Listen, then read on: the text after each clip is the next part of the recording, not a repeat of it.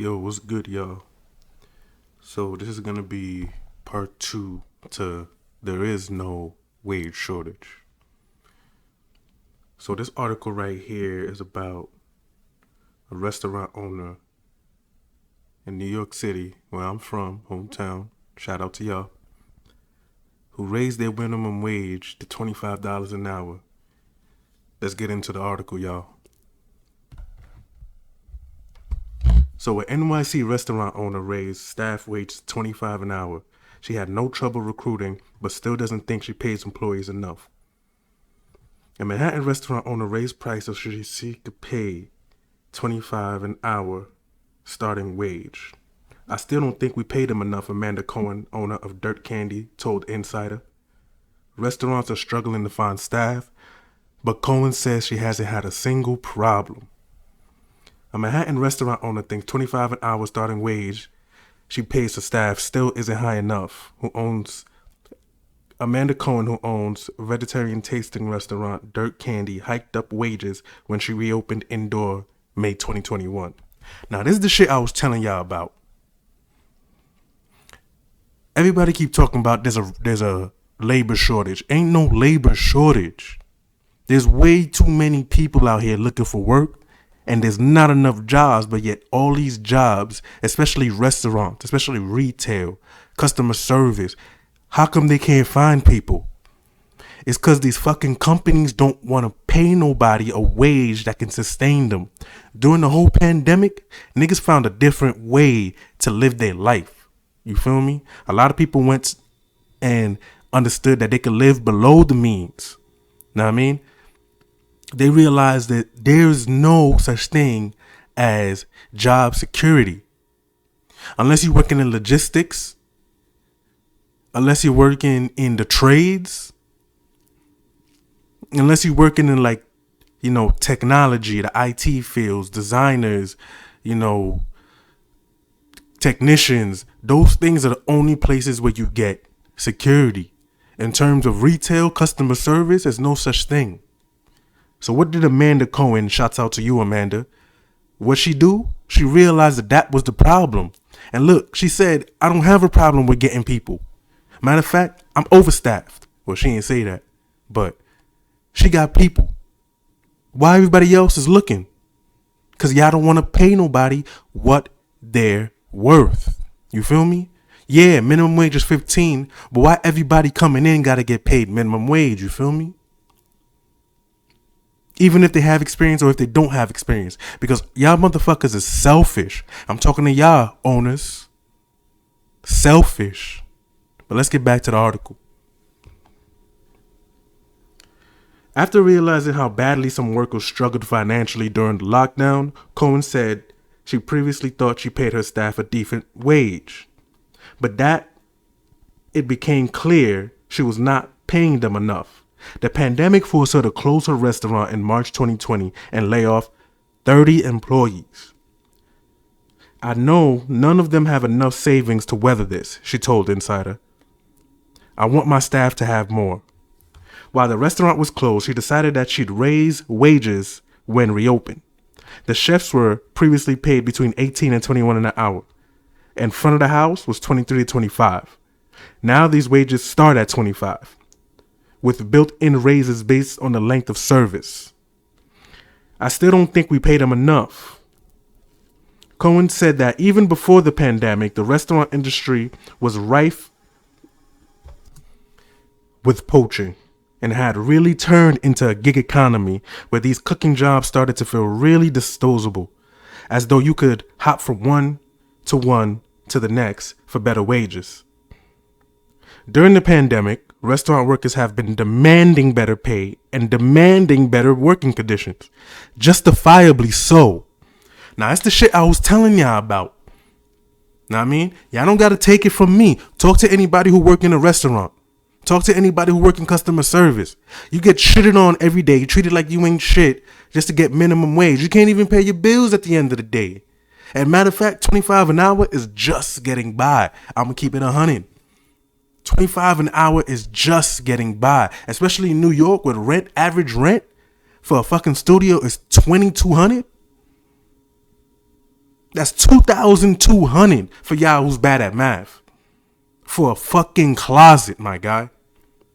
Most of these motherfuckers is either living with roommates, still at home with their parents, or they live in a fucking room because that's all they could afford. But let's get back to the article though.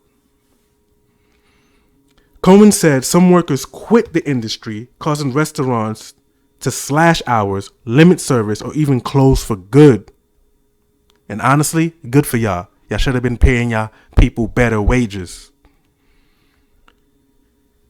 It's not just restaurants that have been hit by what's billed as the Great Resignation.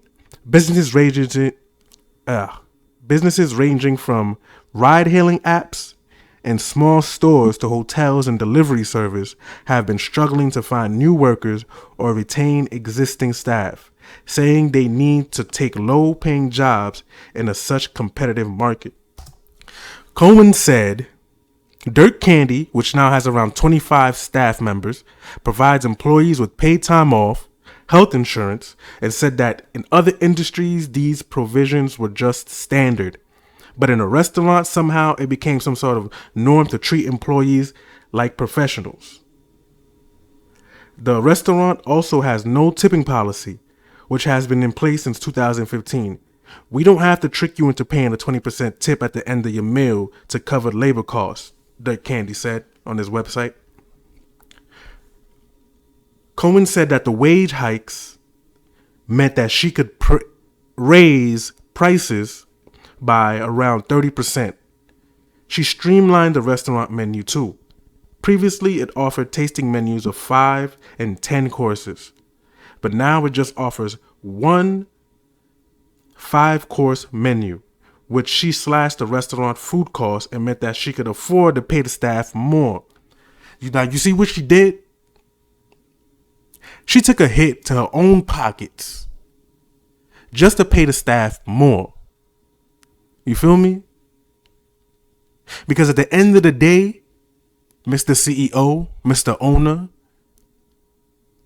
Mr. CFO, Mr. COO, at the end of the day, operations manager, at the end of the day, it's your staff that make the magic happen. You're not doing this alone. You're just one person with two hands. Your staff is the most important thing, because if your staff is happy, that shit gonna trickle down. The customer's gonna be happy. You feel me?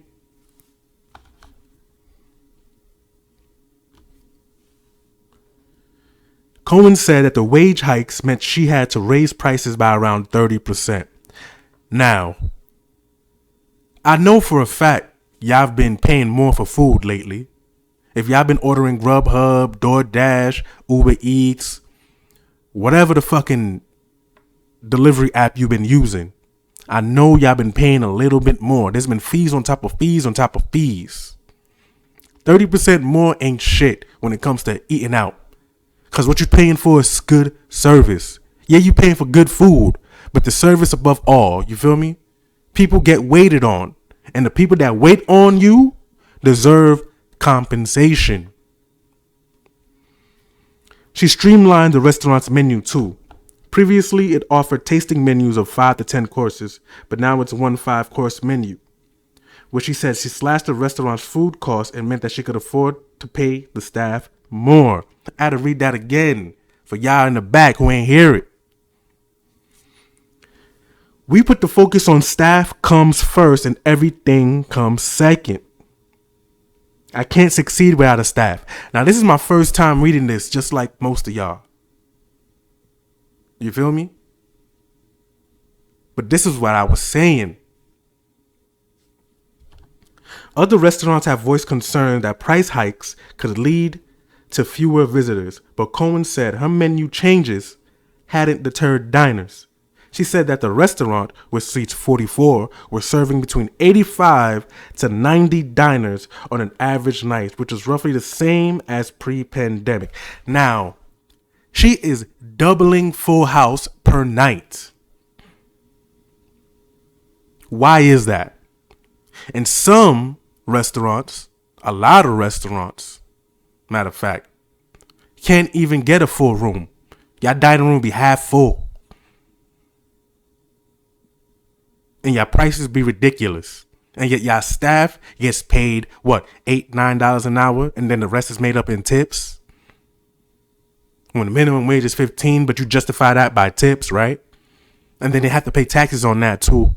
And tips get taxed more than regular wages, by the way.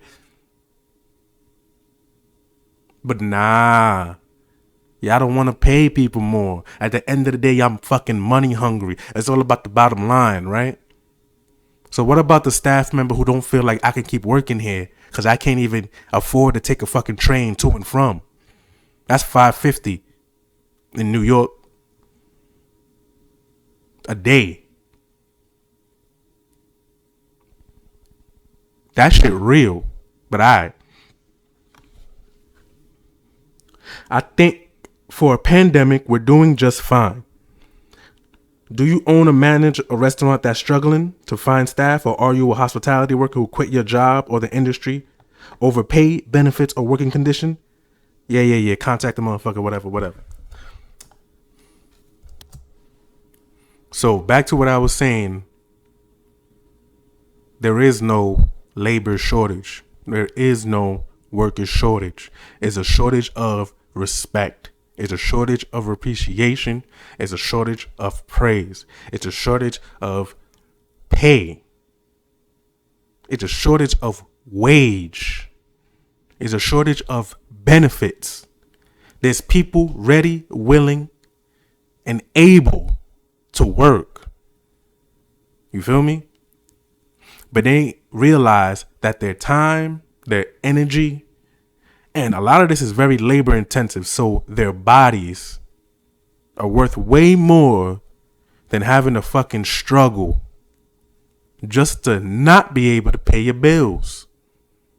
It makes no sense that you got to decide whether or not you got to eat today or save up so you can go back to work tomorrow.